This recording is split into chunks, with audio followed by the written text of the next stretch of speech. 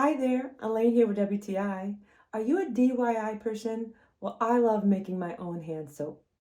And I just love the way Beekeeper's natural Castile soap makes my hands feel.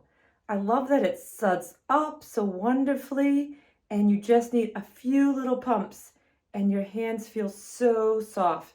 No dryness at all. And this Castile soap can be used for many different ways.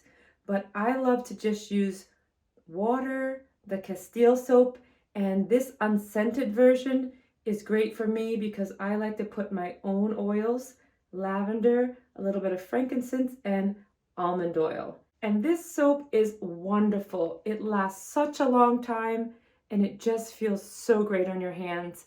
It's easy peasy. Make your own handmade soap and feel that natural softness that this Beekeeper's Castile soap will bring you.